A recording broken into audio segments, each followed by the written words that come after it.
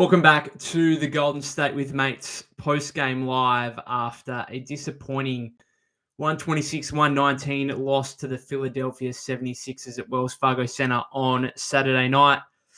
I mean, disappointing. That's really the only way you can really put it. It's kind of a weird game. Like Quentin Grimes goes for a career high of 44 points. This is a guy that averages 9 points on his career.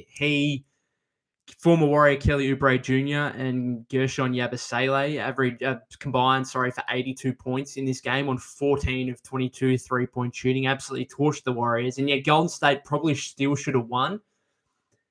Really, it comes back down to you can talk as much as you want about that second half and the back and forth nature of it. And the Warriors came back to tie the game on multiple occasions. They looked at one point, they got like 3 dunks in a row from Steph. Steph got a dunk, and then Santos and Peyton also got dunks off steals, I think, and you thought, okay, the Warriors have the momentum, they should win this game. But it was back and forth down the stretch, and it really comes back down to that first stretch in the first half with Steph on the bench, where the Warriors were minus 14. They were +2 in the Curry minutes in the first half, and as a result, they fell down by 12 at halftime, and they were pushing uphill for the remainder of the game, and it was always going to be a struggle from that point, particularly without Jimmy Butler. He was a late scratch in this game with back spasms. So no Jimmy, his absence was really felt in that first half. And, they had like Pods, Gee, Moody, Draymond, Quinton Post.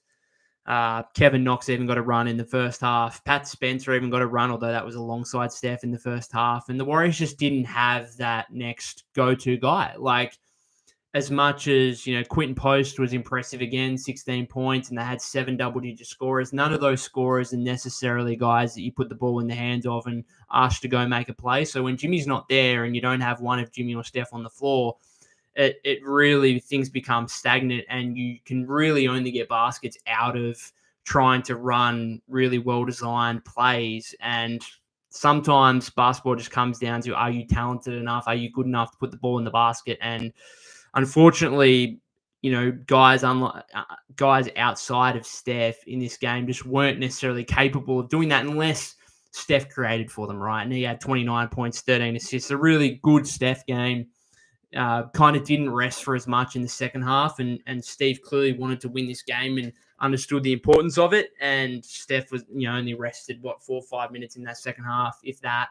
So the Warriors wanted this game. They played hard down the stretch. A few, I wouldn't even say like refereeing decisions, more so just like unfortunate stuff where Draymond fouled Grimes on a 3-point attempt, kind of basically forced Kerr to challenge it. It was a foul. Don't know why they challenged it. And then basically the play after, Kelly Oubre, the ball gets tipped out first by Paul George out of bounds. They call Philly ball when it was clearly off George. The Warriors don't have a challenge. Then you've got the one after that where Oubre and Santos kind of touched the ball. I suppose it was the right call in the end, but it was going to be Warrior ball, and Philly were able to challenge it, and it was reversed. So just some unfortunate stuff, I suppose, happened late in the game, but you also make your own luck. And the fact that Draymond, forced Steve into reviewing that foul call, that was a mistake, and it wasn't a good Draymond game. He did some nice things, but he also made some egregious mistakes that I thought really cost the Warriors the game. A couple of his missed layups in the first half. What the hell was that? Like, the Warriors missed some layups in the first half that legit I would make. Dead set I'd make. Most people would make. So yeah, some of the stuff in the first half, in particular that stint where Steph was on the bench, that's what really cost the Warriors the game, and they fought back, and it looked like they were probably going to be able to take it there down the stretch. And unfortunately, like Philly have got some talented players. It's a kind of weird situation when you get 82 points from those 3 combined role players, and then Paul George got it going a bit in the fourth quarter, finished with 17, but was still relatively quiet. And Tyrese Maxey had an awful game. He was 5 points, 2 of 14 shooting. So the Warriors' 5-game winning streak is snapped, and Philly, they entered on a 9-game losing streak, and they managed to snap that. Look, I'm not going to say I'm totally surprised. It felt like when Butler was announced as out or reported as out, it felt like, okay, this is a real danger game, and I wouldn't be surprised if Philly take this one, and that's kind of how it amounted. It's disappointing that the Warriors couldn't take hold of the 6th seed. They could have surpassed the Clippers with a win in this one. Weren't able to capitalize. I suppose the good news is the Mavericks also lost to the Bucks. So, they're still in an okay position. I'm not panicking just yet. It's one disappointing loss, but there's probably going to be a couple more of these. Hopefully only a couple more of these for the remainder of the season. Just hurts a little bit more, I suppose, when Steph plays really well and like they push his minutes fairly hard on what is the first game of a 3-game in 4-night stretch with Charlotte on Monday and then the Knicks at Madison Square Garden on Tuesday. I'll get into your guys' comments here. Knox says, I don't get why it is taking JK 2 months to come back from an ankle injury. Yeah, it's a weird one. Shams reported before the game that, to go back to Slater's report yesterday, there was thought that JK could return on Monday against the Hornets. Now Shams is saying that the Warriors might decide to pull Kuminga out entirely until the end of the road trip and the Warriors' first game back at home at Chase Center, which I think is next Saturday against the Pistons, I believe. So that means that Kuminga would still be another 3 games. So all of a sudden that would extend out to basically 29 games missed for an ankle injury. That's over a third of the season. Like, I don't know what's going on. They're being very, very patient with it. I don't know. It sounds like there's some stuff, where he's probably not responding overly well to some of the workouts they're putting him through in terms of the ankle and stuff. I don't know, but it's a bit weird. I do agree with that. Daniel says, sounds like it was a pretty bad ankle sprain that kept flaring up. Exactly. Also said, I remember when I said he might not be back before the deadline. Now I just wish he was back after All-Star. We need his scoring punch and athleticism, especially with Jimmy out. Yeah, like it was initially like, can he come back before the deadline? Then it was, okay, he should be right after the All-Star break. And now it's getting pushed out to, what are we? We're 5 games after the All-Star break now. It sounds like it could be another 3. So all of a sudden it's like the 9th game back after All-Star break. He's back. I don't know. It was weird. Then Decker says this felt like pre-Butler. Well, it kind of is, because it's like the Warriors without that second genuine star. And I think if Jimmy plays this game and is somewhat okay, then we probably win this game. Simple as that.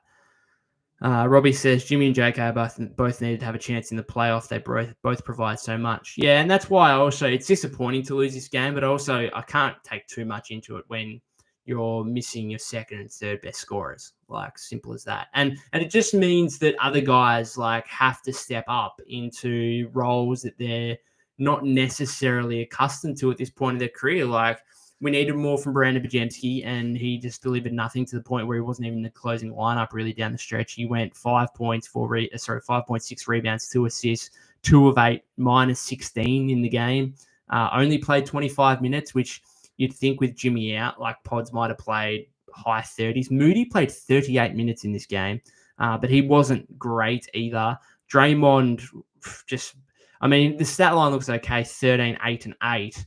But some of his passing, couple of his missed layups in the first half, and then that one at the end where he just fouled Grimes. Like, I know, I get it, right? Like, Grimes is absolutely killing you from beyond the arc. He finished 6 of 9. Like, I get you want to close out strong, but you're down 2 in that scenario with, what was it, under a minute to play or under 90 seconds to play, whatever it was. Like, just be smart, close out appropriately. And then if you do foul, like, just acknowledge that you fouled him. Don't force Steve into a timeout to challenge it, because if you hadn't have done that, then the following play where Paul George clearly tips the ball out of bounds, Steve would have been able to challenge that. It's all of a sudden Warrior ball with down 3 there in the final minute. So I don't know, not a great Draymond game. Van Decker also says Kerr should stop listening to Drain, wasting challenges on obvious fouls. Knox says would have been a great game to win, would have been 6th. Then says, did Post even play in the 4th? I think he played early 4th. Just having a look at this. Yeah. Yeah, he played for, let's have a look how much did he play for? He didn't come back after the 8:37 mark. So he played like the first 3.5 minutes of the 4th quarter. Weird game for him. Did a lot of good. Did a bit of bad stuff as well. Like, didn't shoot the ball. Like, was 6 of 15. Did go 4 of 9 from 3, which is great. Had 9 rebounds, 16 points. Was Warriors' second leading scorer.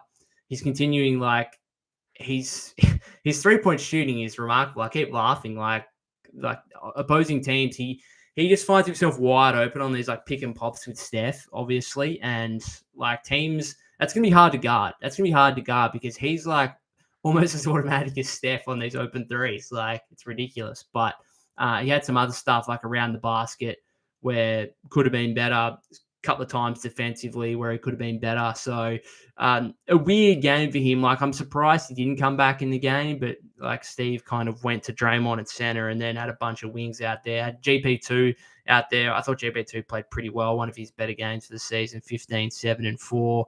I thought he was pretty good. Buddy Hield was a disaster. Moody obviously played a lot. Guy Santos played a lot. He was okay, made that error kind of in the final 30, 40 seconds there where he inbounded the ball, then didn't get back in court in time before Draymond passed it back to him. And that was a turnover, and that was basically the end of the game. But otherwise had 14, 4, 2 assists, 2 steals in 18 minutes. So this was kind of a game where Steph got going early, had 12 points in the first, and then from that point, the 76ers really made an emphasis of, and this has kind of been a Nick Nurse thing in the past with the Raptors as well. Like, they put an emphasis on, okay, we're just not going to allow him to, kill us with scoring. And therefore, Steph goes for 13 assists and continually set up his teammates and was great passing the ball and stuff like that. And the Warriors just weren't able to take advantage enough, having shot only 46% from the floor, 28.6% from three-point range. The 76ers, meanwhile, I mean, they just shot the crap out of the ball, 52.9% from the floor, 57.6%, 19 of 33 from three-point range. They also had 9 more free throw attempts. So you wonder, well, okay, so how did the Warriors stay in this game with those shooting disparities percentage-wise and then the free throw disparity? Well, the 76ers missed 11 of their 28 free throws for starters. Grimes was so bizarre because he went for 44 points, could not miss from the field, but then when he got to the charity stripe, he couldn't hit anything. He was, 2 of 8 from the free throw line, but went 18 of 24 from the field, 6 of 9 from 3. It was so bizarre, but anyway. The Warriors also had 8 more offensive rebounds, really crashed the glass. And also, I think if you look at the turnover battle, the turnover battle was about the same. So it was really the offensive glass and getting those second, third chance opportunities for the Warriors. It kind of kept them in the game. Jack says, whatever of the game I watched was like watching the Kangaroos play footy, always witnessing opposing players have career nights. Yeah, there's a little bit of difference there in regards to North. If I don't really want to compare North Melbourne to Golden State, one is a 4-time champion in the last 10 years since 2015, and the other is perennially one of the worst teams in the AFL. So to compare those two teams is a bit unfair on the Warriors. I think you can say that opposing players have career highs against North Melbourne is because North Melbourne just legitimately suck, as opposed to, I think a lot of these guys, like, they come up against the Warriors and they see it as a real challenge and they try and have career performances because they're super motivated. And I think that's what you saw from Quentin Grimes. Kelly Oubre played pretty well. Yabusele. We've seen this in the past, like teams and individual players seem to get up for the Warriors to play against them. Knox says, why does everyone try so hard against the Warriors? Grimes is literally averaging like 8 points a game or something like that. Barry says, this team needs some wings. Robbie says, Pods and Moody cooled off a bit. I mean, those guys just, like, they play so much better when Jimmy's there because they can fall back into a lesser role and just play a really good role for the team, as opposed to, when Jimmy's out, then everyone has to step up. And sometimes the step up doesn't necessarily translate to the skill set you've got and your ability to be able to actually do that. So, I mean, again, I don't really want to take too much out of this game based on the fact that you're missing your second and third best scorers. And in saying that, it was actually the defense that hurt the Warriors, with Grimes obviously going off and Philly being hot from the field and three-point range. Barry says, Grimes, Cook, Pods, and Moody. Robbie says, I think Jimmy keeps Draymond locked in. Potentially, Draymond just had a weird night. Wasn't a good one, but then he kind of also did some good stuff. Yeah. Jay says, where was Post in the fourth quarter? Well, he had that ankle issue that seemed to be bothering him a little bit. Now, I don't think he was out of the game at all. Like, he could have come back, but I suppose Steve probably saw some things defensively that he probably didn't like, and therefore Quinton didn't get back on the court in the last 8.5 minutes. But I can perfectly understand why you guys are asking and questioning whether or not he should have come back in the game, because at the end of the day, the guy went 4 of 9 from beyond the arc. Like, he's such a sniper. Like, can we say, like, I don't know, Buddy Hield went 0 of 6 from 3-point range. Like, is Quinton Post legitimately the second best 3-point shooter on the team? Like, if you had everyone lined up ready to go for a catch and shoot, you might almost take Quinton Post second ahead of Buddy Hield or anyone else behind Steph. He's almost automatic catch and shoot. Like, it's ridiculous. But some of the defensive stuff still needs to be ironed out, and there's going to be nights where Steve wants a bit more versatility and goes small with Draymond at the 5.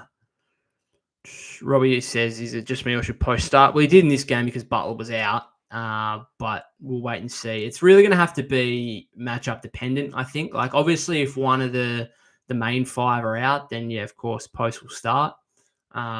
Or Kuminga when he comes back, potentially. But otherwise, like, I think majority of the time, they'll probably continue starting Steph, Pods, Jimmy, Moody, and Draymond. And then if they're coming up against a real big who they don't want Draymond to necessarily guard one-on-one and put the workload on him defensively, then perhaps they'll go bigger with Post. And probably over Moody. That's what we saw in the second half against the Magic on Thursday. Jay says Green was atrocious all game, both offense and defense. Hard to disagree. Cody says it's okay, guys. Just one game. Butler and Kuminga will be back. I like our chances. Agree with that. Thandeka Grimes should have never been allowed to score 40. Why do we not double him? I mean, you got a point, but are we really going to be out there doubling Quentin Grimes? Like, I suppose at some point you've got to, but at some point you also think to yourself, hang on, surely this guy's going to cool off. He kind of never did, but yeah, it's one of those things. You don't go into a game thinking, what do we do if Quentin Grimes starts going off? Like, you don't really plan for that. So Jack says, how many layups did Dre miss? Too many in the first half. He missed that one. Oh my God. Kevin Knox's minutes again weren't great in the first half, but he kind of cut inside, made this really good read, dumped it off to Draymond for the easiest layup you've ever seen, and he just blew it. And I was there, like, screaming at the TV, like, I would have made that. 90% of people living on this earth would have made that, particularly if you're under 40 years old. Wow. Cody also says, need Butler out there to keep Green locked in. I agree. Knox says we probably need to win against New York to make this win up. Yeah, good point, because I think if you try and go... It's really... The other disappointing element to it is that if you'd won this game and then assuming you're going to beat Charlotte, like, all of a sudden you're on a 7-game winning streak, and all of a sudden, like, you're probably solidified in the top 6.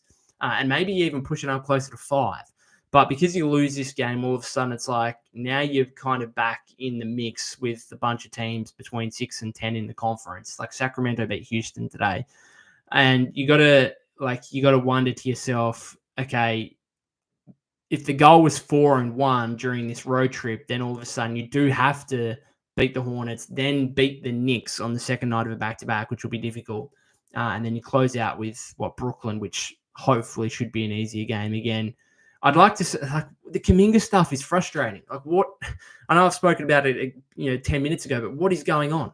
What is going on there? Berserk Monk says Grimes is not a great playmaker / passer. I don't know why he wasn't pressured more. Yeah, that's a good point. I suppose if you're like, who are you doubling off?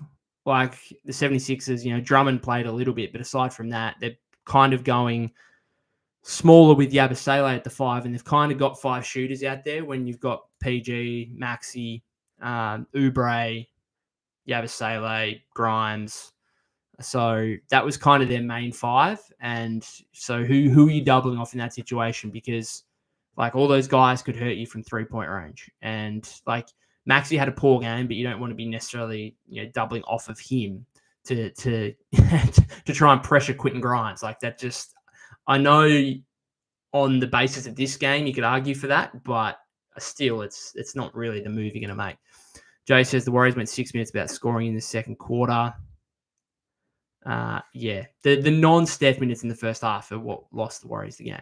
And that's one of those things where if Butler was out there, that's a different story. The Warriors are probably within touching distance, 4 or 5 points down, or they're up at halftime, and then they probably run away with it in the second half.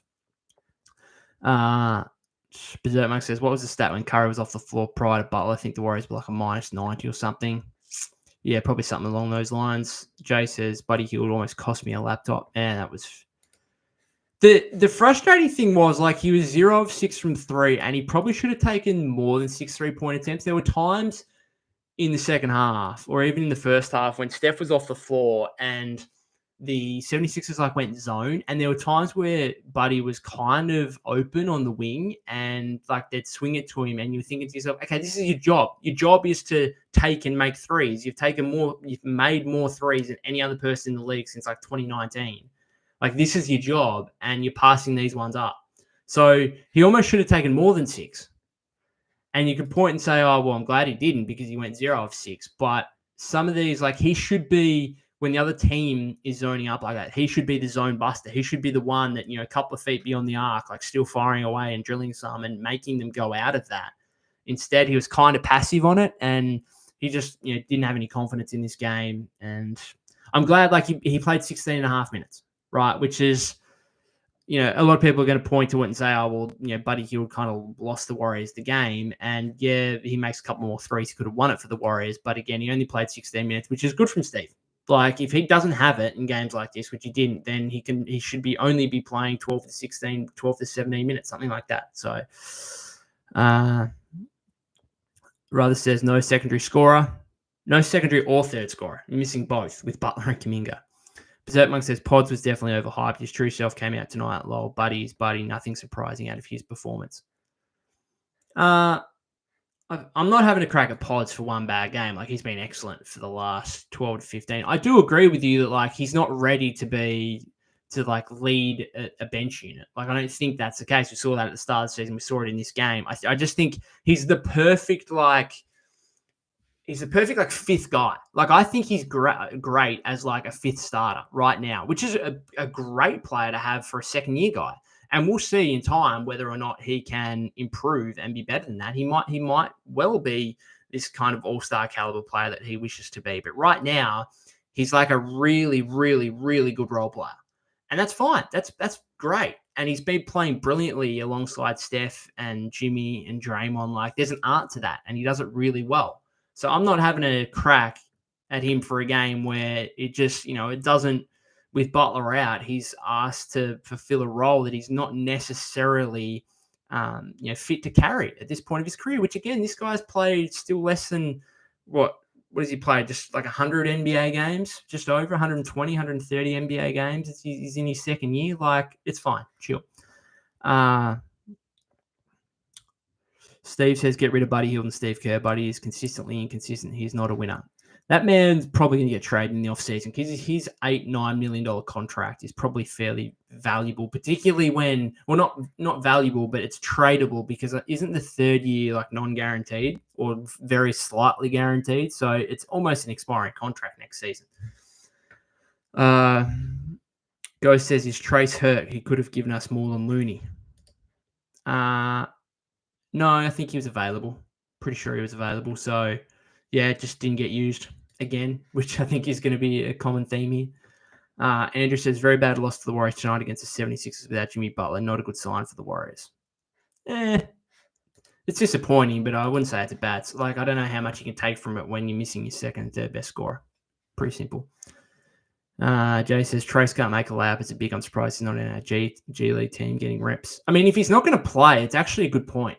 It's a legitimately good point. If he's not going to play, he should be down in Santa Cruz playing because he could probably get some confidence back. You go down there and have like 20 and 15 and get some confidence back. It's a good point. Robbie says Jimmy needs to play next game. Fingers crossed these back spasms are just maybe something he was questionable yesterday, so it clearly wasn't just something he woke up with. But yeah, fingers crossed. Ghost says Dre thinks he's fouled on every layup attempt. Also says back spasms linger, so I doubt he plays versus Charlotte. Andrew the Goat says the Warriors suck without Jimmy Butler and show that they can't beat 76ers that is injured. The Warriors are not a serious team. They just lost to an injured 76ers team. 76ers are missing Embiid. Okay. Yeah, that's a big out. But then, like, I'm not sure I'd be putting my arms up and down saying, oh, we're missing Kyle Lowry and Eric Gordon. Like, what are those guys really giving you at this point in their careers? They're pretty washed. No offense to those guys. And then Jared McCain had an excellent start to his rookie season, but he's also still a rookie. So, I mean, are we saying they're really injured? I know Embiid's out. Okay, huge. But he's kind of always out injured. So it's not a surprise. Robbie says, I remember when JK got hurt and I thought he would be back in a few games. Clearly I was wrong. Andrew, continually not a fan. Sean 10 says, hey, mate, tough loss. But considering how bad of a game Maxey had, this is a really bad loss when Quentin Grimes dropped 44. Draymond's defense today is really bad, especially letting Yabusele score 18 points and shooting 5 for 7 from 3 off the bench. Can we talk about the stretch that Draymond had in the second quarter, which was perhaps the worst 4-possession sequence I've ever seen from Draymond? He had that layup that he just blew from the Knox pass, which, again, my nan could have made. She's in a nursing home. He then had a late closeout on a Lonnie Walker 3, I think. Or no, a Yabusele 3.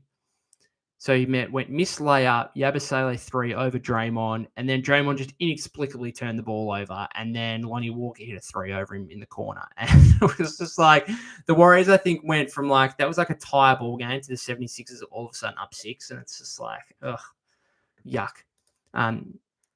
Steve says, go get another player that can put up points. It's a bad sign, bro. They need as much as they can get when Steph sits and Butler not available. Go get someone that can score for the 13, 14, 15 spot. Well, I was interested in the Knox minutes in the first half because I was like, well, maybe he's actually the guy that needs to try and score here.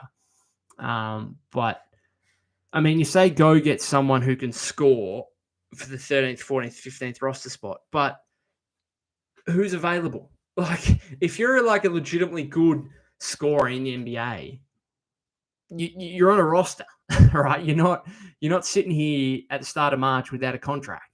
And so I just don't think that guy exists. I don't know. If you've got any thoughts, let me know. Robbie says, I still have optimism, especially since Steph is still playing well. I mean, there's 7 out of 9, right? Like, I'm not going to, it's a disappointing loss. Don't get me wrong. I'm not overreacting. Because you're missing Jimmy Butler and you're missing Jonathan Kuminga. Those 2 guys play in this game, you win, right? Like, I think if those 2 guys return and play anywhere near their best, the Warriors are going to be really good over the rest of the regular season. I'm still pretty confident they will get the 6th seed. I'm pretty confident on that. Might be wrong, but today's game, as disappointing as it was, doesn't change that for me. Berserk Monk says, Yabusele was such a good pickup for the Sixers. Imagine if the Warriors had snagged him instead of Buddy. Good point. Probably wouldn't have seen Quinton Post necessarily developed. Like, you probably would only see one of Yabusele or Post in the rotation. And so, yes, you can look at Yabusele being a very, very, would be a very good pickup for this Warriors team, but I don't think you would have seen Post develop like this. So maybe it's almost a good thing as well. Duststream says Draymond nearly lost that game single-handedly. Missed layups, turnovers, gave up so many open threes. Stunk. Yeah, not a good Draymond game. Sean 10 says this is a redemption season for Yabusele in the NBA, considering he's been out of the league for over 5 seasons. Yeah, he basically just got a contract for how well he performed for France in the Olympics and that huge dunk he had over LeBron. Ruther says, yeah, Knox needs to be more aggressive.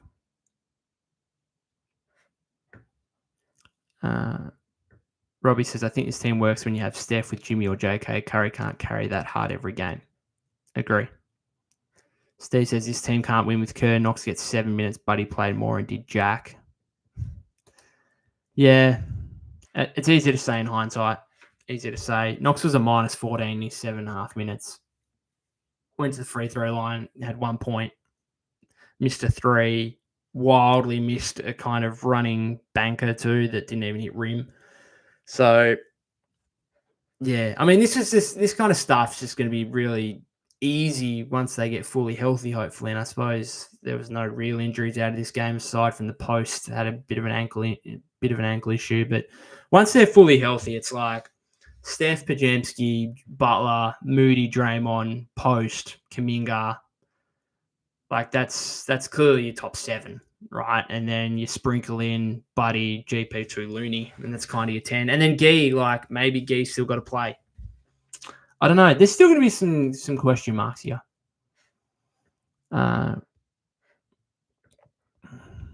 Priscilla says the thing about JK is it was a grade 3 high ankle sprain, which means he would gone at least the 8 weeks, and knowing he's dealing with swelling in practice means he's not ready to return.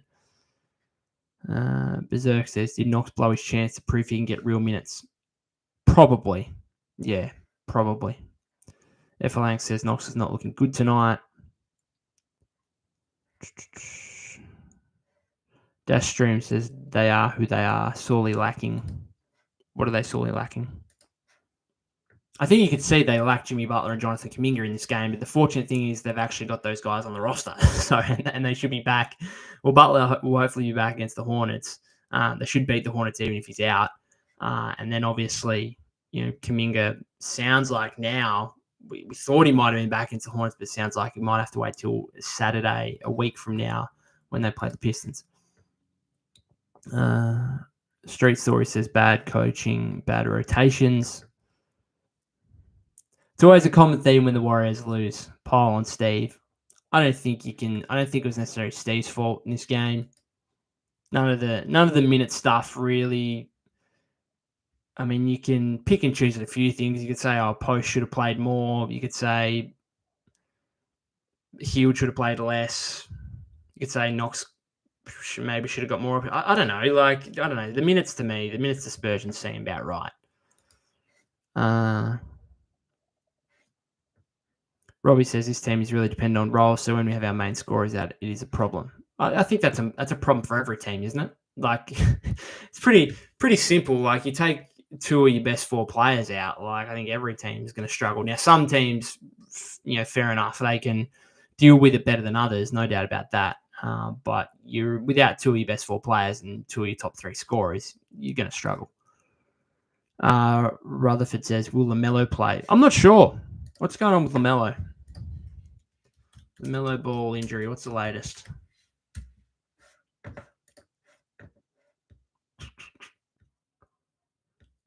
He played today. Played today against the Wizards, and the Wizards got a win by 13 in Charlotte. If Washington can beat Charlotte by 13 in Charlotte, the Warriors should be, again, winning by 30 plus. And Jordan Poole didn't play either. Chris Middleton. How bizarre is it to watch Chris Middleton and Marcus Smart on the Wizards? Oh, it's hilarious. LaMelo Ball went 7 of 19 shooting, 5 of 13, 20 points, 7 rebounds, 3 assists. Mark Williams had 24 and 12. Do you reckon the Lakers regret rescinding that trade? Anyway, the Wizards got the win.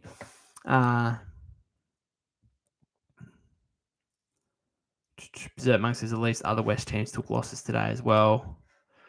Yeah, you had the Grizzlies losing to the Spurs, and I don't really feel like the Spurs are going to be a threat, obviously, with no Wemby for the rest of the season, so that doesn't really bother me.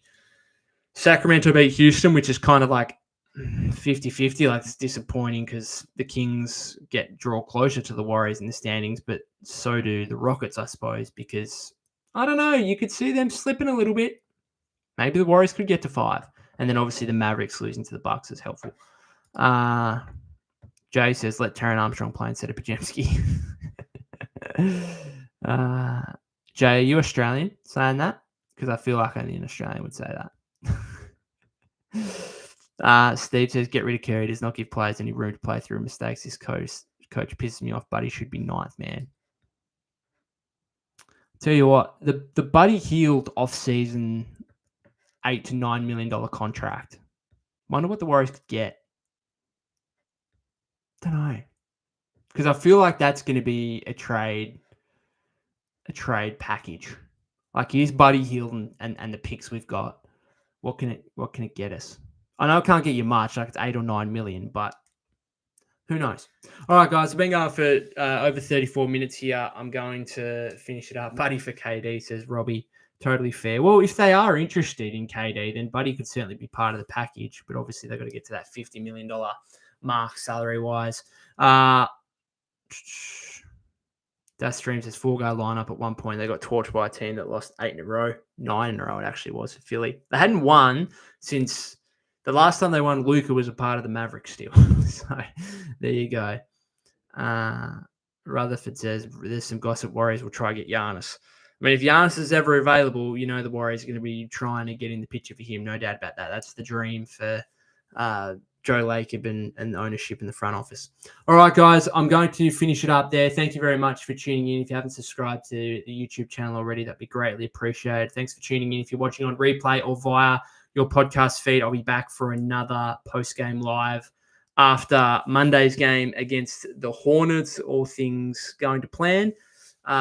Just a couple of contract stuff. Kevin Knox got a second 10-day contract. I'd imagine, even despite his slightly disappointing minutes in the rotation over the last 2 games, I'd imagine he'll still get a rest of season contract. At the end of this second-day contract, you can't be signed to a third 10-day contract. The max is 2. Yuri Collins has not got another 10-day contract, I don't think. So perhaps the Warriors do something there. We'll wait and see. Once again, thank you guys for the support and enjoy the rest of your weekend.